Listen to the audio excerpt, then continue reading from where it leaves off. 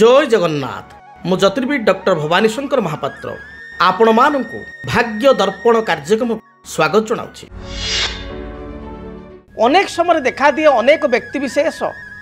चर्मजनित समस्या बा चर्म रोगे बारंबार पीड़ित होता। अनेक व्यक्ति विशेष स्किन रिलेटेड प्रॉब्लम जो भाव में स्किन एलर्जी है किसी खाद्य खाइले फूड एलर्जी हो स्किन कुंडई हवा रसेस आसवा स्किन रिलेटेड समस्या को नहीं अनेक व्यक्ति विशेष चिंतित था। अनेक व्यक्ति विशेषकर मुखरे व्रण होगा बारंबार स्किन मुख व्रण बाहरी स्क्रीन मुख बा मुह असुंदर दिशा बा कई व्यक्ति विशेषकर देहर लाल लाली फली काछु कुंडिया आदि किछि आपणकर स्किन रिलेटेड इन्फेक्शन बारंबार जात होगा युड़िक अनेक व्यक्ति विशेष देखा दे था। एपरिक अनेक समय देखा दिए अनेक व्यक्ति विशेष जो जातक देखाइबापी जातक आनालिसिस हॉरोस्कोप आनालिसिस मो पाक आसी था जो मुझे कहे आपंकर स्किन प्रॉब्लम देखा दूची से एडमिट करती हाँ सार स्किन प्रॉब्लम रोची बारंबार काख संधि रे जंघ संधि रे आपंकर आंठू तले स्किन प्रॉब्लम रोची पादरे रोची मेडिसिन खाइले भल होची पुणी मेडिसिन छाड़ीदे किसी दिन पर मन को हो जाऊँगी। एभली देखा दिबार कारण जन्मजातक ग्रह एभली स्थिति शास्त्र अनुसार बा ज्योतिष शास्त्र रे बुध होचंती त्वचा कारक ग्रह स्किन रिलेटेड ग्रह होचंती बुध।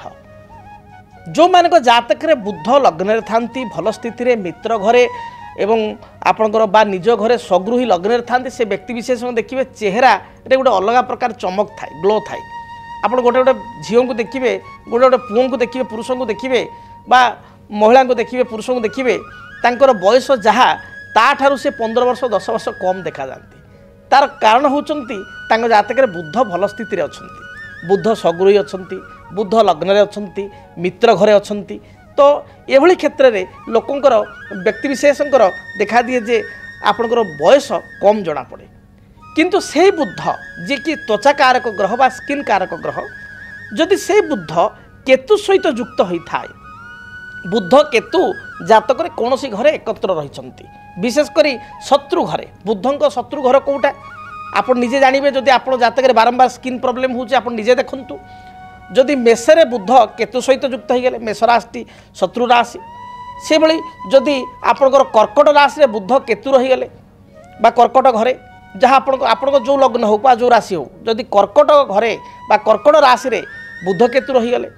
जदि से भली भाव में बिछा राशि रे बुध केतु रहीगले आपण हॉरोस्कोप रे आपण जेकोसी राशि हो जेकोसी लग्न में जन्मग्रहण करंतु केवल बुध केतु अछंती बिछारे बुध केतु अछंती मेषरे बुध केतु अछंती कर्कट रे बुध केतु अछंती धनु रे बुध केतु अछंती मीन रे एई राशि रे जदि बुध केतु अछंती ताले 100% देखिबा आपण स्किन रिलेटेड प्रॉब्लम रहिबो। आपण मो कथा को वर्तमान ग्रहण करि पारंती निज जातक एबे खोलिकरी देखि पारंती जे जातक रे बुध केतुयुक्त हेछि कि नहीं देखंतु आगो जदि जातक रे बुध केतुयुक्त हेछि एवं बुध केतु एई घर मानकर अछंती ताले सीरियस स्किन रिलेटेड प्रॉब्लम आपन रहियो बारंबार स्किन रिलेटेड समस्या रहियो। जदि से बुध केतु को शनि देखुचंती से बुध केतु प्रति मंगल को दृष्टि अच्छी ताहले आपण को स्किन समस्या बारंबार बढ़िबो सारा जीवन आपण को स्किन रिलेटेड प्रॉब्लम सहित गति करिया पड़िबो। देखिए जन जन व्यक्ति विशेषकर कौन किछि ना किछि खाइदे फूड एलर्जी हो जाए तो बुध केतु ताई दायी थांती। बहुत व्यक्ति विशेषकर आपण तल पादरे कुंडई हवा बारंबार काछु कुंडिया आदि रोग रहिबा संधि रे स्किन रिलेटेड प्रॉब्लम रहिबा एगुड़िक देखा दे थाए। एपरिक जदि शुक्र जातक बुध केतु सहित युक्त होगी थांती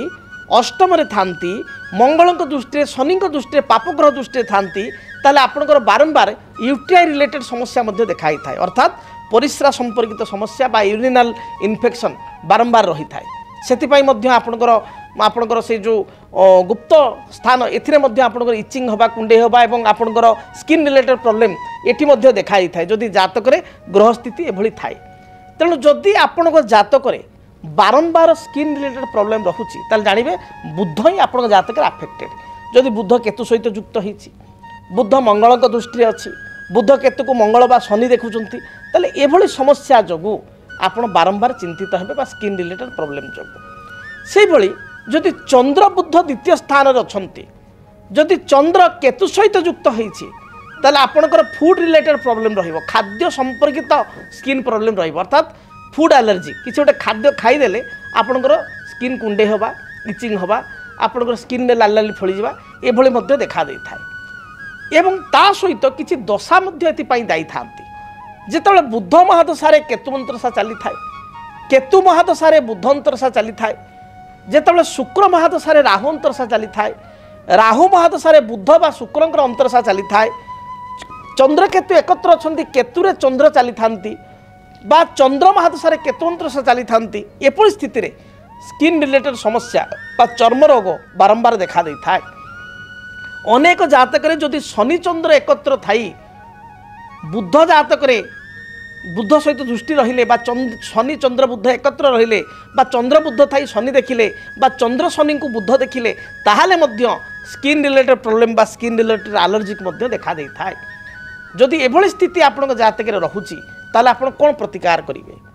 प्रतिकार स्वरूप सर्वप्रथमे आपण देखंतु आपण जातक राहु केतुंकर किसी दशा चली कि जदि राहु केतुंक दशा चली बा शनि दशा चली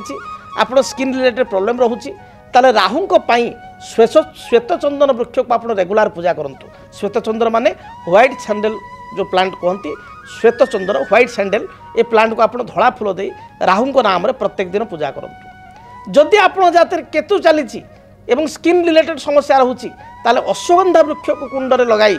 लाल फूल दे प्रत्येक दिन आप पूजा करंतु केतु ग्रह नाम रे जदि बुद्ध केतु युक्त होती जातक जो कथा मुझे कहली बा राहु युक्त होती केतु दृष्टि अच्छी ताहले आपण बुद्धंकर वृक्ष बुद्ध तारक वृक्ष को कुंडरे लगाई चंदन सिंदूर दीप धूप हलदी रंगर फूल दे बुद्ध ग्रह नाम रे प्रत्येक दिन पूजा करंतु देखिए जहाँ भी बाधा विघ्न रही दूरीभूत हेबो एवं स्किन रिलेटेड प्रॉब्लम जहाँ आपण जातक रही एथुर आपण निश्चय रक्षा पाई परिबे। जदि आपणक जीवन रे व्यक्तिगत पारिवारिक समस्या कर्मक्षेत्र नियुक्ति वैवाहिक समस्या वास्तु दोष एवं माली मकदमा आदि समस्या थाए ताहेले समस्यार समाधान और परामर्श पाई आमकु जोगाजोग करंतु। ज्योतिर्विद doctor Bhabani Shankar Mahapatra Budheswari colony plot number 26 Bhubaneswar phone number 9776833302 9439444924 आमर वेबसाइट www.srijagannathastro.com। डीटीवी ओडिया देखिवा पई सब्सक्राइब करंतु एवं बेल आइकन को मध्य दबाई दियंतु।